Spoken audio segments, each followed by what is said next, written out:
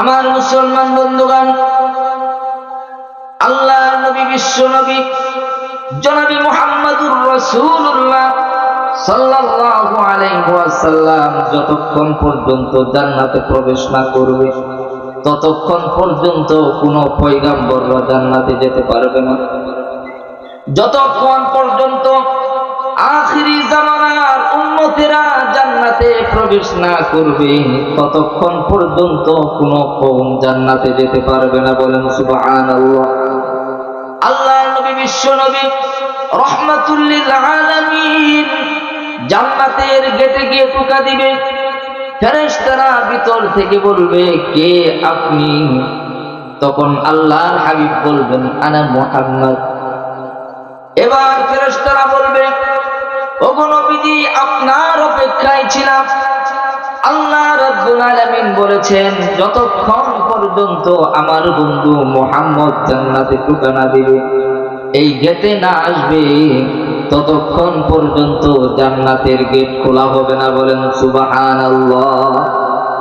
আমি আপনাদেরকে কথাটাই বোঝাতে চাচ্ছি, আমরা এমন একজন নবীর উম্মত হয়েছি, অনেক নবীরা আল্লাহর কাছে উম্মত হওয়ার জন্য প্রার্থনা করেছেন, কিন্তু আল্লাহ তাআলা আমাদেরকে কত সৌভাগ্যবান বানাইছেন। আমরা আল্লাহর কাছে চাই নাই, বিনা চাওয়াতে আল্লাহ রাব্বুল আলামিন আমাদেরকে শেষ নবীর উম্মত বানিয়েছেন। এবার ফেরেশতা ডেকে বলবে, ওগো নবীজি, আপনার অপেক্ষায় ছিলাম। আল্লাহ রাব্বুল আলামিন আমাদেরকে জানায় দিয়েছেন, যতক্ষণ পর্যন্ত আপনি জান্নাতের গেটে না আসবেন ততক্ষণ পর্যন্ত জান্নাতের গেট খোলা নিষেধ। আল্লাহু আকবার বলেন। এবার যখন নবী মুহাম্মদুর রাসূলুল্লাহ সাল্লাল্লাহু আলাইহি ওয়াসাল্লাম জান্নাতের গেটে আসবে, আসার সাথে সাথে সর্বপ্রথম আমাদের পয়গম্বর, সর্বশ্রেষ্ঠ নবী, নবীদের নবী হযরতে মুহাম্মদুর রাসূলুল্লাহ সাল্লাল্লাহু আলাইহি ওয়াসাল্লাম জান্নাতে প্রবেশ করবেন। বলেন সুবহানাল্লাহ।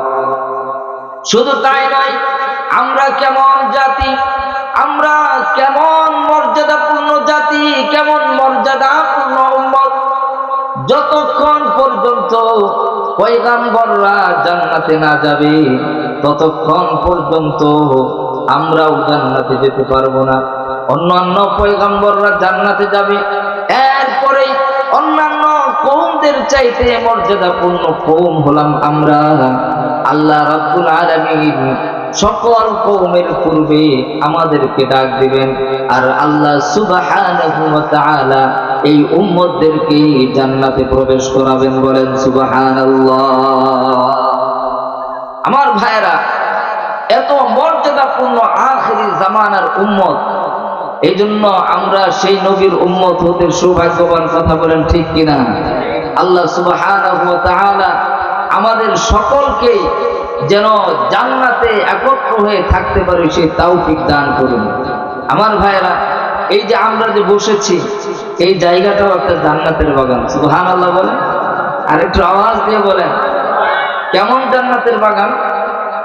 একবার আল্লাহর নবী সাহাবাদেরকে নিয়ে বসে আছেন, এমন সময় সাহাবাদেরকে বলতেছেন, ও আমার সাহাবারা, তোমরা যদি পথিমধ্যে কোথাও জান্নাতের বাগান পাও তাহলে জান্নাতের বাগানে বসে কি। আল্লাহর হাবিব বললেন, ইযা মারারতুম বিরিয়াদিল জান্নাহ, যখন তোমরা পথিমধ্যে জান্নাতের বাগান পাবে সেখানে তোমরা বসে গিয়ে। আল্লাহর নবী সাহাবারা জিজ্ঞাসা করলেন, ইয়া রাসূলুল্লাহ, ইয়া হাবিবাল্লাহ, দুনিয়ার মধ্যে আবার জান্নাতের বাগান কোনটা? সাহাবায়ে কেরাম আশ্চর্য হয়ে গেলেন, দুনিয়ার মধ্যে আবার জান্নাত কোনটা? আল্লাহর হাবিব বললেন, হালকাত যিকর, যেখানে জিকির করা হয়, যেখানে কোরআনের মজলিস করা হয়, যেখানে নবীর আদর্শের আলোচনা করা হয়, সেই জায়গাটা হচ্ছে জান্নাতের বাগান। বলেন সুবহানাল্লাহ। আমরা যারা এখানে বসেছি, কোথায় বসেছি?